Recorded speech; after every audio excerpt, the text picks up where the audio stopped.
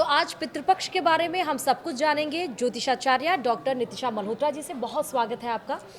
और सबसे पहले हम नितिशा जी ये जान लेते हैं कि पितृपक्ष में संयोग क्या बन रहा है। जी, तो ये वाला जो पितृपक्ष आ रहा है वो बहुत ज़्यादा महत्वपूर्ण हो जाता है क्योंकि 122 वर्ष पूर्व ये संयोग पड़ा। ये पहले 1903 में पड़ा था कि पितृपक्ष में दोष ग्रहण पड़े थे और पितृपक्ष की शुरुआत ही इस बार चंद्र ग्रहण से हो रही है और पितृपक्ष का जो अंत हो रहा है वो एक सूर्य ग्रहण से हो रहा है। सूर्य ग्रहण भारत में तो नहीं देखा जाएगा लेकिन कई ऐसे देश है जहाँ पर उसका असर पड़ेगा और ये आंशिक सूर्य ग्रहण है। लेकिन जो ये चंद्र ग्रहण है जहाँ से पितृपक्ष शुरू हो रहा है ये पूरी तरह से पूर्ण चंद्र ग्रहण माना जा रहा है।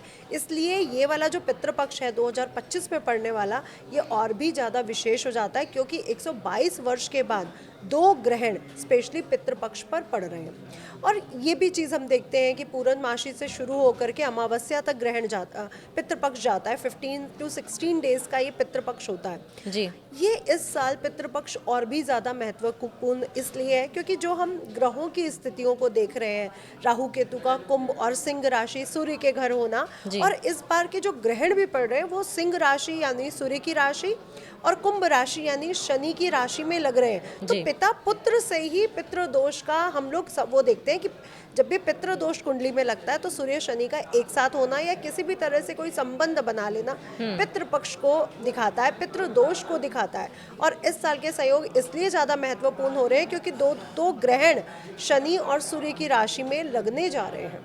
जी। और मेरा अगला सवाल भी यही था कि लगभग 100 साल से 122 साल के बाद दो ग्रहण एक साथ ऐसे लग रहे हैं, इसका दुर्लभ संयोग ऐसा बन रहा है, तो इसका असर क्या होगा? जी, अब दो ग्रहण है, एक चंद्र और एक सूर्य। जी। तो चंद्र ग्रहण हमारी मन पर असर डालता है, ये मन का कारक प्लैनेट है, ये जल का कारक प्लैनेट है। वहीं दूसरी तरफ सूर्य ग्रहण हमारी आत्मा पर असर डालता है और ये राजनीति का कारक प्लैनेट है, ये जॉब्स का कारक प्लैनेट है। अब हम देखेंगे क्योंकि चंद्र ग्रहण तो हमारे भारत पर बहुत ज़्यादा डोमिनेटिंग है क्योंकि वो दिखने वाला है, तो मन पर डिप्रेशन, एंजाइटी या जल से संबंधित कोई ऐसी आपदा का आ जाना, समुद्र से संबंधित कोई ऐसी आपदा का आ जाना वो हम देखने को मिल सकती है। अभी भी हम देख रहे हैं कि हिमाचल प्रदेश का बुरा हाल है।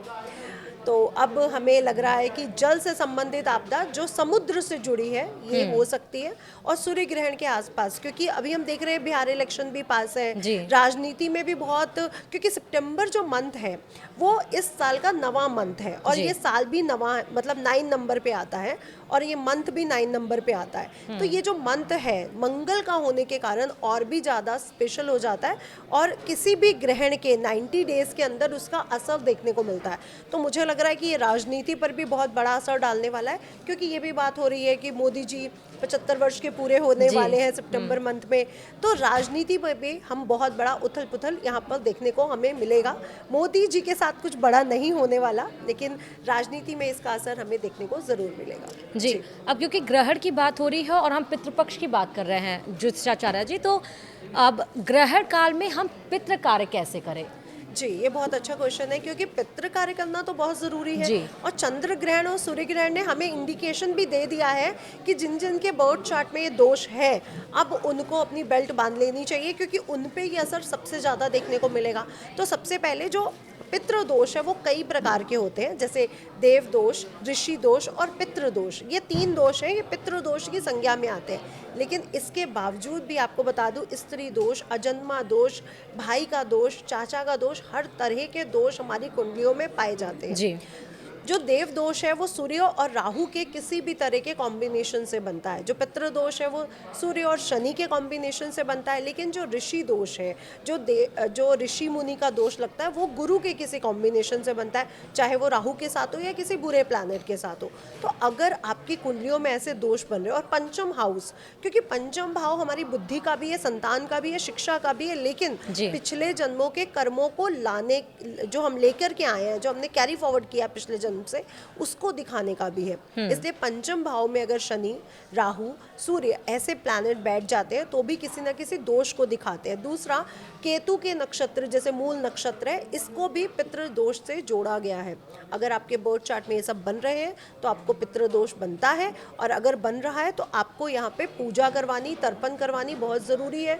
क्योंकि अगर आप ये सब कार्य नहीं करते हैं तो आपको इसका दोष लगता है, जिसके कारण आपके जीवन में कठिनाइयाँ आती हैं। शिक्षा का कठिनाई से प्राप्त होना, संतान का पैदा होने में दिक्कत आ जाना, शादी विवाह ना होना, और साथ ही साथ कामों में अड़चने आना, जैसे जॉब ना लगना, जॉब लग गई तो प्रमोशंस ना मिलना, बॉस के साथ खटपट रहना, पिता के साथ विवाद होते रहना। तो पितृदोष की ये डेफिनेशन है कि आपके जीवन में परेशानियां आएंगी ही आएंगी। जी।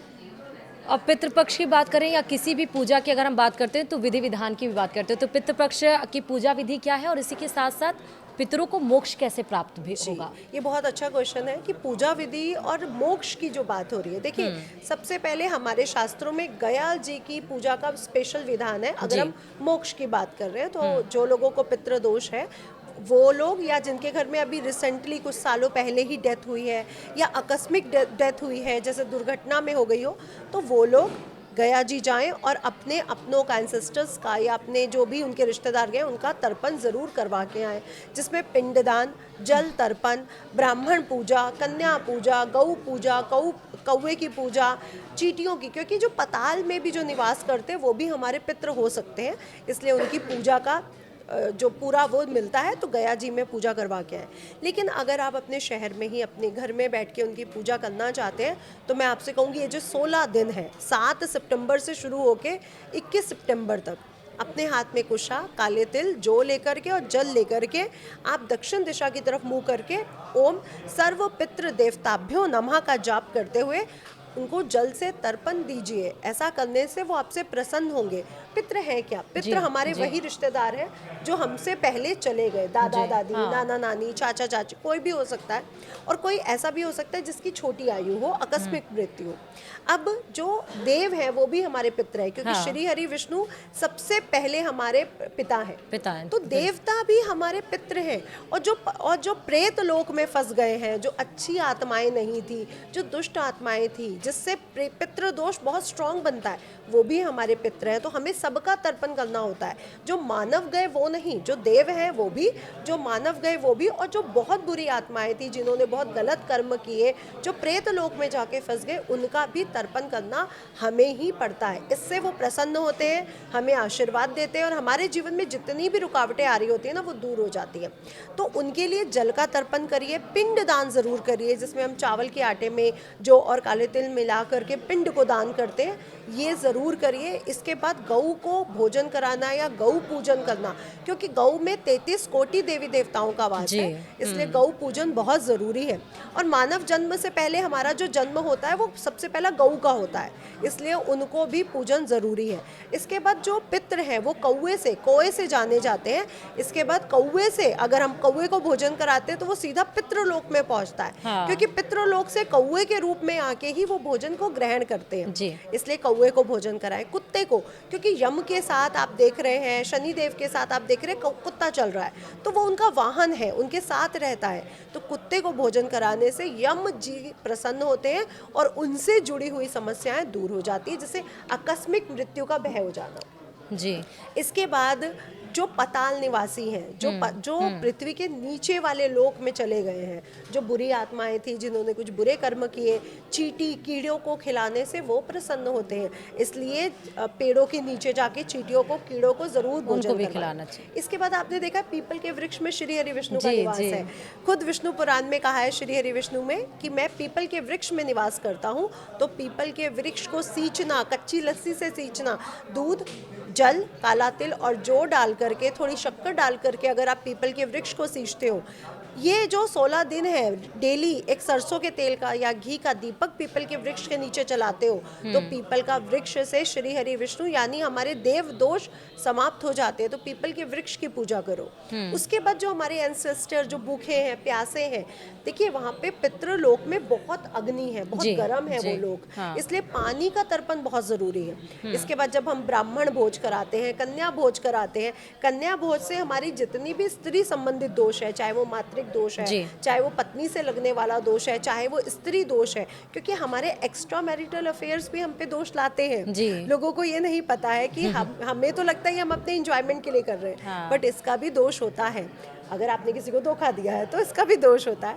तो ऐसे दोषों के लिए हम कन्या भोज भी कराते हैं। जब कन्या भोज करती है या जब कोई ब्राह्मण भोज करता है या उसका परिवार भोज करता है तो ये सीधा सीधा भोजन आपके पितरों तक पहुंचता है, इसलिए इनको ज़रूर भोजन कराएं।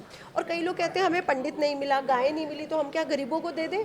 नहीं, ये वाला भोजन, क्योंकि पितृ गरीबों में निवास नहीं करते। बिल्कुल सही बात, हाँ। आप गरीबों को खिलाना चाहिए, एक अच्छी बात है, दान करना चाहे आप उनको जरूर करिए श्री हरि विष्णु के नाम से, लेकिन पितरों के नाम से गरीबों को गाय का भोजन गरीबों को नहीं कराया जा सकता। तो इस बात का विशेष ध्यान रखें। देखिए, आपने विधि विधान तो बताया, लेकिन ये किस समय हमको करना चाहिए, श्राद्ध और तर्पण, वो भी बता जी, दीजिए। ये बहुत अच्छा क्वेश्चन है, क्योंकि लोगों को ये नहीं पता कि पितरों का आने का समय कौन सा है धरती पर। देखिए, पितृ दोपहर 12 बजे, जब दोपहर के पूरे 12 बजे बजते हैं, जब संधि काल का समय होता है, तभी पोर्टल खुलते हैं, तभी पितृ धरती पर आते हैं। लेकिन 7 सितंबर को चूंकि चंद्र ग्रहण है और 12 बज के कुछ मिनट से ही उसका जो सूतक काल है समाप्त हो रहा है, 9 घंटे पहले से शुरू हो रहा है। तो आप लोग 12:30 से पहले दिन का जो श्राद्ध है वो कर लीजिए, क्योंकि जैसे ही चंद्र ग्रहण का सूतक लग जाएगा आप कोई भी विधि विधान पूजा अर्चना नहीं कर सकते। और पितृ जो पक्ष चलता है इसमें नई कपड़ों की शॉपिंग नहीं की जाती है, क्योंकि ये वो समय है जिस समय पितृ हमारे पास है और वो हमें देख रहे हैं कि हम लोग उनको कितना याद करते हैं, उनको कितना मिस करते हैं। तो अगर उस समय हम उनको ना याद करते हुए अपनी शॉपिंग में व्यस्त हैं, नए वस्त्रों को पहन रहे हैं, तो उनको भी दुख होता है कि हम लोग तो इनको आशीर्वाद देना इसका मतलब चाहते ये हैं। कि श्राद्ध में खरीदारी नहीं करनी चाहिए। हाँ। नाखून नहीं काटने चाहिए, बाल नहीं काटने चाहिए। गंदी चीज़ें जैसे बहुत ज़्यादा कपड़ों को धोना दोपहर 12 बजे, अगर आपको कपड़े धोने हैं तो आप अब तर्पण करने के बाद धो लीजिए या सुबह पहले धो लीजिए, लेकिन गंदी चीज़ें नहीं निकालनी चाहिए। इसलिए हर त्योहार से पहले अपने घर की सफाई का भी विधान होता है। हाँ। तो पितृ भी धरती पर आ रहे हैं, अपने घर की आपने जो सफाई करनी है वो 7 सितंबर से पहले कर लीजिए, अन्यथा आपको यहाँ पे जाले उतारना, ये सब काम, नाखून काटना, ये सब काम नहीं करना चाहिए। हाँ, जो छोटे बच्चे हैं या जो बुजुर्ग हैं अगर वो करना चाहते हैं किसी कारणवश तो कर सकते हैं, लेकिन सबको नहीं करना चाहिए। जी, मतलब मेरा ये सवाल भी था कि क्या खरीदारी वर्जित होती है, तो आपने बता दिया कि खरीदारी नहीं करनी चाहिए। नहीं लेकिन करनी चाहिए। हाँ, देखिए, पितृ हमें आशीर्वाद देना चाहते हैं, हाँ। लेकिन हम उनको भूल चुके हैं, बिल्कुल। क्योंकि साल में पूरा साल तो हम उनके लिए कुछ करते नहीं है। फिर श्राद्ध पक्ष आता है 15-16 दिन का, तो हम लोग सारे एक्टिवेट हो जाते हैं। तो पहले तो मैं कहूँ कि आप सबको पूरा साल उनको प्रसन्न रखना चाहिए। हर अमावस, हर पूर्णमासी पर उनके जल के नाम, उनके नाम का जल से तर्पण करिए, ओम पितृ देवताभ्यो नमः का जाप करते हुए। इससे वो पूरा साल आपसे प्रसन्न रहेंगे। एक बात बताइए, मुझे आपने पूरा साल पूछा नहीं और 15 दिन रोज आप वो कर रहे हो, तो मुझे लगेगा पूरा साल तो मुझे क्या भूख नहीं लगती बिल्कुल। या मुझे प्यास नहीं लगती है। तो आप पूरा साल उनको तर्पण दीजिए, उनसे वो आपसे वैसे ही प्रसन्न रहेंगे। और पितृपक्ष तो एक एंजॉयमेंट का टाइम है जिस समय उनका आशीर्वाद आपको प्राप्त हो सकता है। पूरा साल आप पूजा करिए, पितृपक्ष पे अपने आप आपको आशीर्वाद मिलता रहेगा। सही बात है। और हमारे ही लोग हैं जो हमसे बिछड़ गए हैं, जो हमसे चले गए हैं, बात भी सही है। वो हमारा बुरा नहीं चाहते, लेकिन हाँ। अगर हम उन्हें याद नहीं करेंगे तो उनको बुरा तो लगेगा, उनको हाँ। हर्ट तो होगा, और जब उनको हर्ट होगा तो आपको दोष लगेंगे। इसलिए उनको प्रसन्न रखिए, आपकी कुंडली से सारे दोष अपने आप स्वतः ही समाप्त हो जाएंगे। बिल्कुल। जी। देखिए, ग्रहण की अभी आपने जिक्र भी किया था, तो क्या ग्रहण में श्राद्ध और तर्पण शुभ माना जाता है, किया जा सकता है? नहीं किया जा सकता। हाँ। किसी भी पूजा, किसी भी संकल्प, किसी भी धार्मिक कार्यों को ग्रहण के समय नहीं किया जा सकता। लेकिन भारतवर्ष में तो सूर्य ग्रहण नहीं लग रहा। हाँ। क्योंकि वो 21 की रात को 10 बज के कुछ मिनट से शुरू होकर के आधी रात्रि 3 बज के कुछ समाप्त हो जाएगा। तो हम लोग जो सर्वपित्र अमावस्या है वो तो हम 21 को मना रहे हैं, तो हम दिन में अपना पूरा प्रोसेस, तर्पण का पूरा प्रोसेस कर पाएंगे। लेकिन जो 7 सितंबर है जिस दिन चंद्र ग्रहण है, वो कृपया ध्यान रखें कि 12:30 बजे से पहले आपका तर्पण हो जाना चाहिए। जो लोग पहली तिथि पर तर्पण करते हैं, प्रथम तिथि पर, क्योंकि तिथि वाइज तर्पण होता है, आपके एंसेस्टर जब गए हैं उनकी तिथि वाइज तर्पण करिए। और जिनको तिथि नहीं पता है वो सर्व पितृ अमावस्या यानी 21 सितंबर को अपने पितरों का तर्पण कर सकते हैं। जी जी। देखिए, आप सब लोग ये जानते होंगे, बहुत सारे लोगों को आप अगर अपनी कुंडली दिखाएं या हाथ दिखाएं तो आपको पता चलता होगा कि आपको पितृ दोष है। जी। तो अब ज्योतिषाचार्य से समझते हैं कि पितृदोष से बचाव कैसे करें और उसमें मोक्ष की प्राप्ति कैसे हमें हो। हाँ, जैसे आपको पता चल गया कि अब हमारी कुंडली में पितृदोष है। पितृदोष का डेफिनेशन थोड़ा सा अगर आप घर पे बैठे भी उसको समझना चाहें तो समझिए, आपके हर काम में बाधा आना, ये पितृदोष है। आपको संतान उत्पन्न ना होना या संतान पैदा होने में बहुत दिक्कतें होना, ये पितृदोष है। जॉब लग गई है बट मैं एमबीए करके बैठा हूँ और बहुत अच्छी यूनिवर्सिटी से, मेरी कैपेबिलिटी बहुत स्ट्रांग है, लेकिन मुझे जॉब उस तरह से नहीं मिल रही है, या मैं अपने इच्छा वाली जॉब नहीं कर पा रहा हूँ, या मेरी जॉब में बहुत प्रॉब्लम्स है, बहुत पॉलिटिक्स हो रही है, बहुत सुनता नहीं है, रोज़ मैं डांट खाता हूँ, तो ये सब भी पितृदोष के लक्षण है।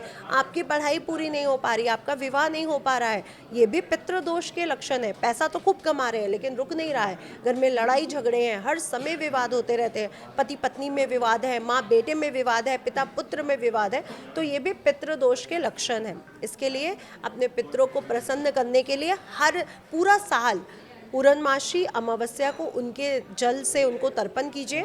दाहिने हाथ में जल लीजिए, कुशा आपके हाथ में होनी चाहिए। जल लेने के बाद काले तिल और जौ लीजिए, दक्षिण दिशा की तरफ मुंह करते हुए ओम यम देवताभ्यो नमः, ओम पितृ देवताभ्यो नमः का जाप करते हुए लोटे से जल गिरा दीजिए किसी परात में। ये जो तर्पण है ये सीधा आपके पितरों तक जाता है। दूसरा, जो लोग सरोवर नदियों में स्नान नहीं करते हैं उनको कम से कम साल में एक बार, स्पेशली पितृपक्ष पर या पूर्णमासी अमावस्या, नदियों में जाकर के स्नान करना चाहिए। इससे भी हमारे पितृ प्रसन्न होते हैं, क्योंकि पितृलोक में बहुत गर्मी है, बहुत गर्म है, बहुत अग्नि है। कहा जाता है ना, वहाँ पे जलाया जा रहा है, तेल में तला जा रहा है, तो वहाँ पे गर्म है बहुत। हम जब भी नहाते हैं तो हमारे में एक जनेऊ संस्कार होता है जो पुरुषों के साथ होता है। आप जब नदियों सरोवर में नहाते हैं तो आप जनेऊ को से पानी को निचोड़ते हैं, वो सीधा पानी पितरों तक पहुंचता है। आज जनेऊ पहनना लोग भूल चुके हैं, आज लोग बाथरूम में नहाते हैं। और आप दूसरा ये देखिए, जब हम लोग नदियों में स्नान करते हैं तो हम सूर्य देवता को जल देते हैं, देते हैं ऐसे, इष्ट देवी कुल देवता को, पितरों को याद करते हैं, लेकिन बाथरूम में हम किसी को याद नहीं करते। और दूसरा, आज आपको ये बहुत क्लियर कर दूं, जो पूरे बाथरूम में पूरी नग्न अवस्था में स्नान करते हैं, ये गलत है, ये हमारे शास्त्रों के विरुद्ध बात है। जैसे नदियों में आप वस्त्र पहन के स्नान करते हो, ऐसे ही स्नान करना चाहिए।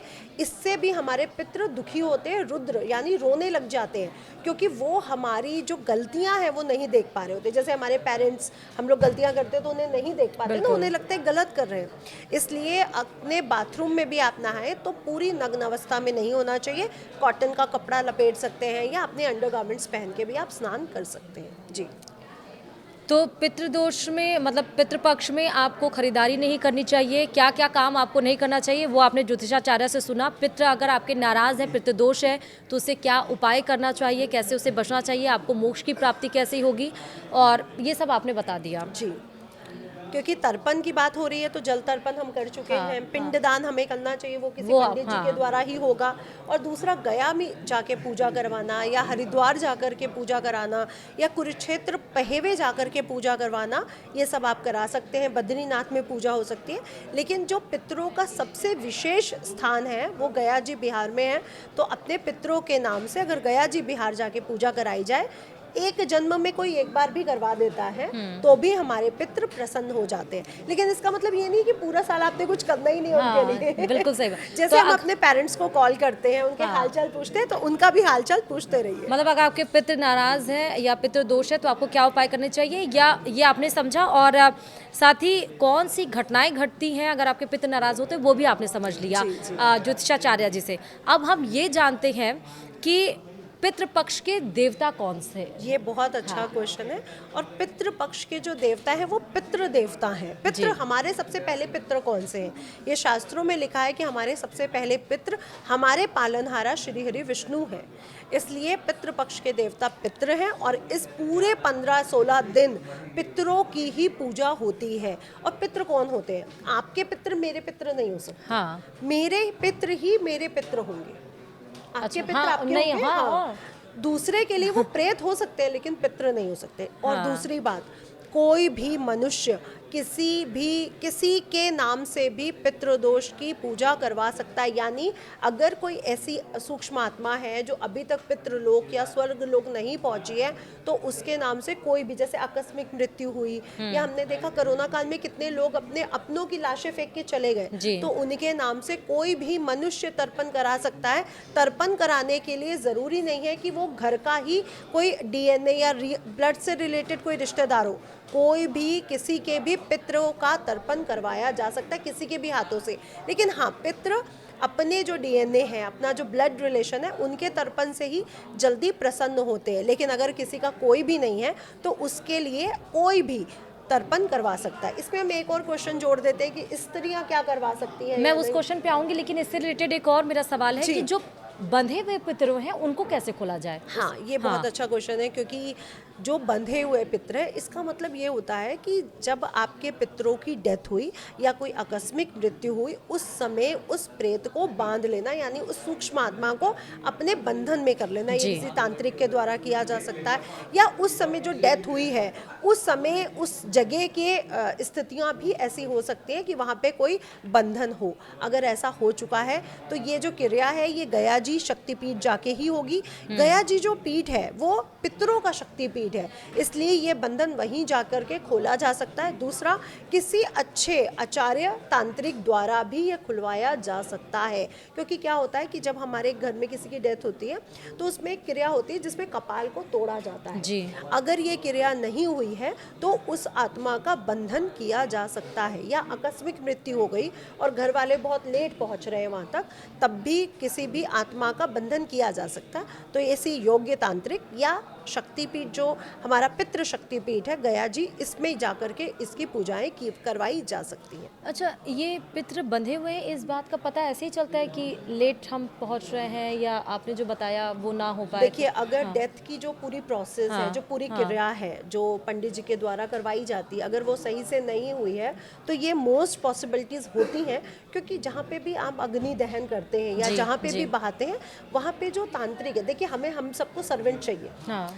माँ के पास जो पराशक्ति है उनके पास भी 64 योगिनियां हैं जी, सबके पास सेविकाएं हैं। हमें भी अपने काम कराने के लिए सेवक चाहिए जी। तो तांत्रिकों को क्या सेवक नहीं चाहिए होंगे? बिल्कुल सही। और उनके सेवक कैसे होते हैं? सूक्ष्म आत्माएं। जाओ तुम उसका ये काम बिगाड़ दो, जाओ हस्बैंड वाइफ में लड़ाई करवा दो, जाओ काम ऐसा करवा दो कि बॉस उसको डांटने लग जाए। तो तांत्रिक जो ऐसे कार्य करते हैं वो आत्माओं को बंधन में रखते हैं, उनसे ही तो कराते हैं, क्योंकि आपको जो चीजें दिख नहीं रही हैं, मतलब कोई अप्रिय घटनाएं आपके घर में लगातार हो रही हैं कुछ ऐसी, तो इसका मतलब ऐसा है कि पितृ बंधे हुए हैं या पितृ दोष है, आप पे कोई तांत्रिक क्रियाएं करवाई जा रही हैं। दोनों में से कोई भी कुछ हो सकता है। और आप कह रही थी कि स्त्रियां इसमें क्या करना चाहिए उनको या क्या नहीं करना चाहिए, प्लीज बताइए। देखिए, पहले तो पितृ दोष के लिए या शरीर के पूरी अग्नि जो दी जाती है उसके लिए स्त्रियों के लिए कोई भी वो नहीं लिखा गया, पुत्रों के लिए लिखा गया है। हमारे शास्त्रों में लिखा गया कि पुत्र नहीं है, पुत्र का वंश वृद्धि के लिए बहुत ज़रूरी है,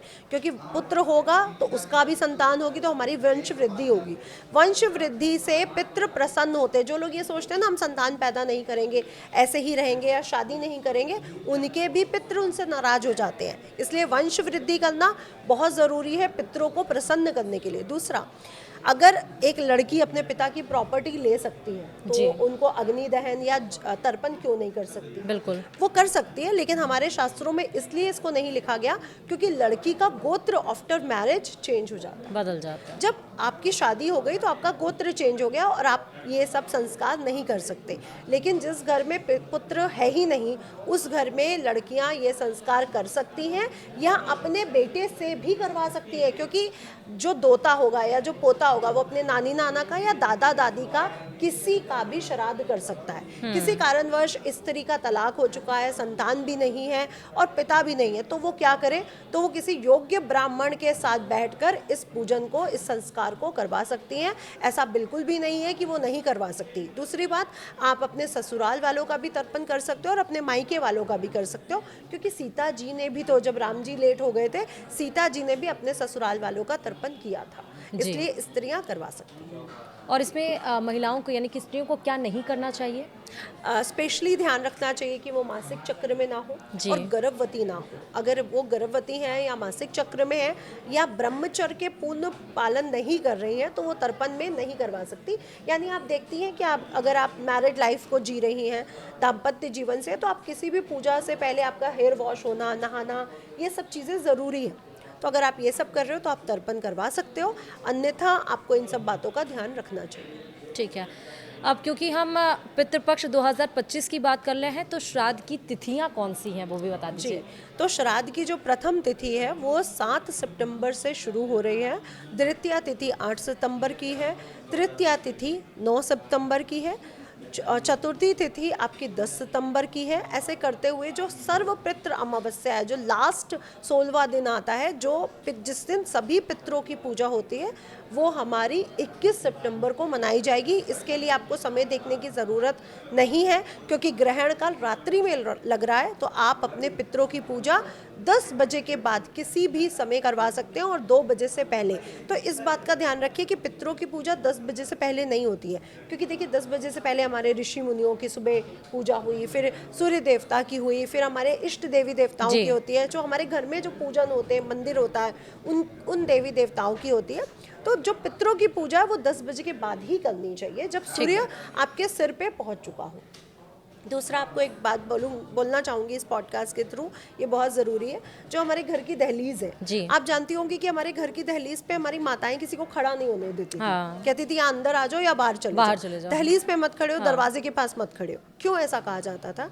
क्योंकि दहलीज के जस्ट बाहर पित्र है और दहलीज के जस्ट अंदर हमारी कुल देवी का वास होता है। हाँ। और हमारे जब पितृ प्रसन्न नहीं होते ना, तो हमारे घर में किसी भी अच्छी चीज़ों को, खुशखबरी को, अच्छी चीज़ों को आने ही नहीं देते जी। इसलिए अपनी दहलीज के बाहर थोड़ा सा मीठा छोड़ना शुरू करें। इसीलिए देखिए दिवाली के बाद के समय हम लोग क्या करते हैं कि एक दिए जला करके अपनी दहलीज के बाहर रखते हैं। जी, जी। इसलिए पूरे 15 दिन 7 सितंबर से शुरू करते हुए 21 सितंबर तक आप लोग तिल के तेल का या सरसों के तेल का एक दीपक जलाएं, जिसके नीचे चावल या खील की ढेरी हो, दीपक हो और उसके साथ कुछ वाइट मीठा भी रखा हो। इससे आपके पितृ प्रसन्न हो जाएंगे।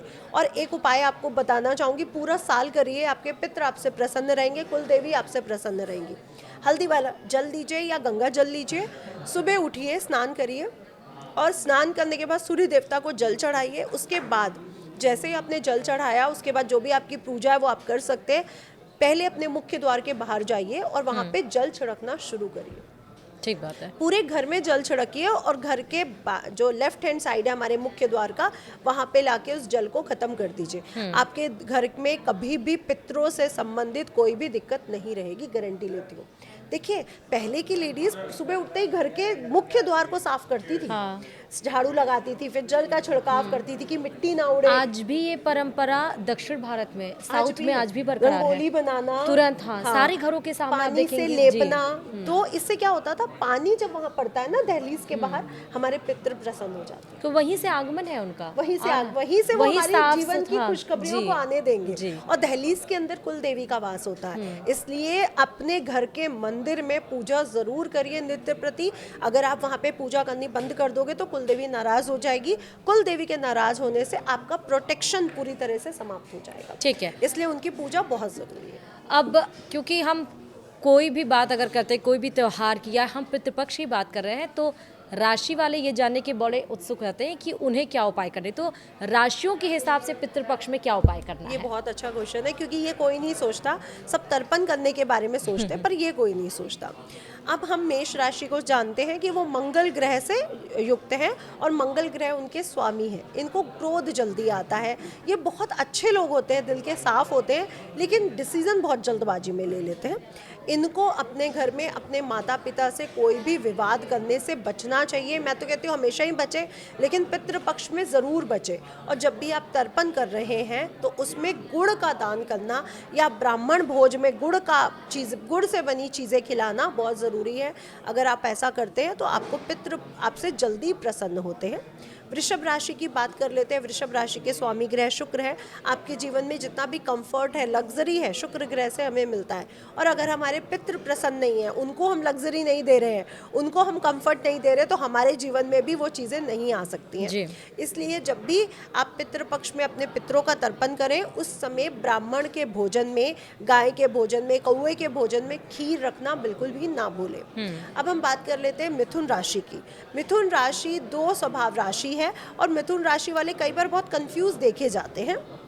मिथुन राशि के लिए मैं कहूँगी, अपने पितरों के तर्पण में आपने पालक या मूंग साबत की जो दाल होती है उसका दान करना या उससे संबंधित भोजन बनवाना बिल्कुल भी नहीं भूलना। आप पालक के पकोड़े बनवा सकते हैं, मूंग दाल बनवा सकते हैं, ऐसा कुछ भी आप उनको उनके भोजन में युक्त कर सकते हैं। कर्क राशि की बात करूं, क्योंकि कर्क राशि के स्वामी को ग्रहण लगने जा रहा है भाई, तो कर्क राशि के लिए तो ये समय थोड़ा सा संभलने वाला है, हेल्थ वाइज भी और मानसिक स्थितियों को भी अगर देखा जाए तो कर्क राशि वाले प्लीज़ दूध से बनी मिठाइयाँ अपने घर में ज़रूर बनाएं और ब्राह्मण भोज, गौ भोजन में शामिल करें। मैं आपको एक चीज़ और कहना चाहूँगी, पहले के लोग पूरा भोजन, चाहे मिठाई हो या कुछ भी, वो घर में बनाते थे। आजकल घर में सिर्फ रोटी सब्जी बनती है, मिठाई हमेशा बाहर से आती है। इससे भी हमारे पितृ प्रसन्न नहीं होते हैं, क्योंकि आप रोज़, आपके बच्चे बार बार KFC कर रहे हैं, स्विगी कर रहे हैं, बार बार कुछ आ रहा है, तो उनको लगता है कि हम दहलीज पे बैठे, हमें किसी ने नहीं पूछा और बच्चे बैठ के खा रहे हैं। पहले क्या होता था कि पहला भोजन बनते ही गाय को जाता था, कुत्ते को जाता था, कौवे को जाता था, चींटियों को जाता था, तो पितृ प्रसन्न हो जाते थे। अब तो हम पितरों को पूछ ही नहीं रहे और वो हमें देख रहे हैं बार बार खाते हुए, मिठाइयाँ, स्विगी, जोमेटो, बार बार कुछ ना कुछ आ रहा है।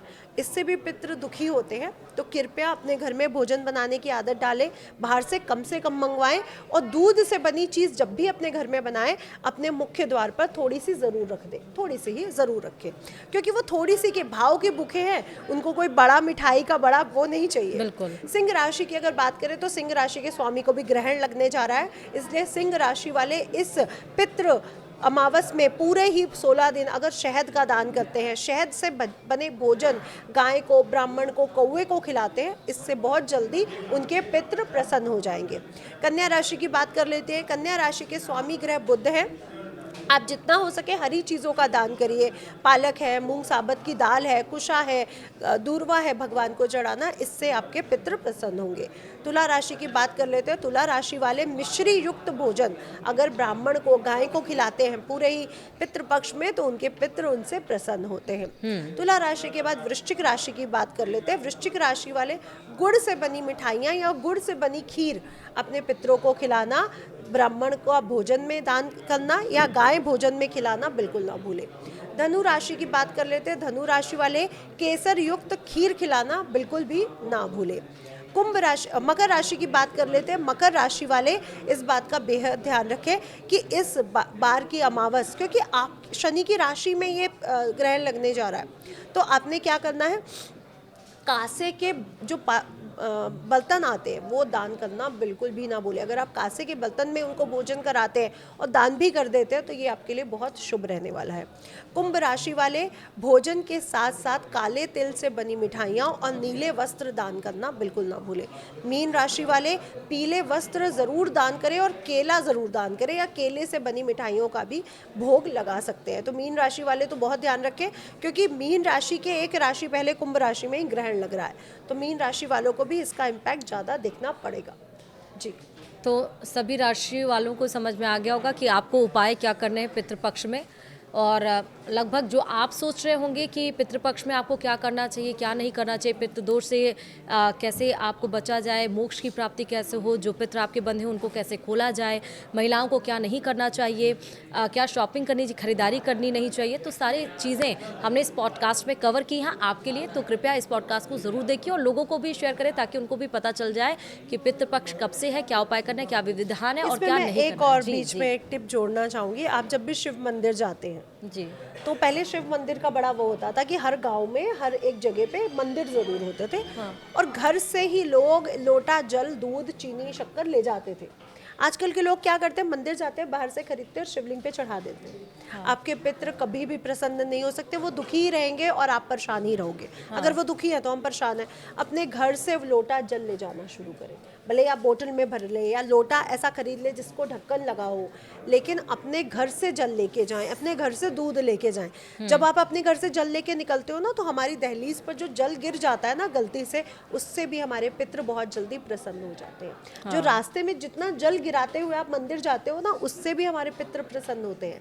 इसलिए अपने पितरों को प्रसन्न करने के लिए शिवलिंग के ऊपर जो जल चढ़ा रहे हैं, इससे शिव जी भी बहुत जल्दी प्रसन्न हो जाते हैं। अपने घर से ले जाना शुरू करिए। पहले के लोग देखिए कितने संपन्न थे जी, अपने घर से जल ले जाते थे सुबह उठते ही। जी। आजकल के लोग वहीं मंदिर जाते हैं, वहीं सब चीजें बाहर से खरीदते हैं और चढ़ा देते हैं। तो ये आप टाइम को वो कर नहीं रहे, बचा नहीं रहे, बल्कि आप अपने जीवन में मुसीबतों को बुला रहे हैं। तो ऐसा बिल्कुल भी ना करें। तो आप जल चढ़ाइए तो घर से जल लेकर जाइए जी। बाहर से मत खरीदिए, मंदिर के बाहर से।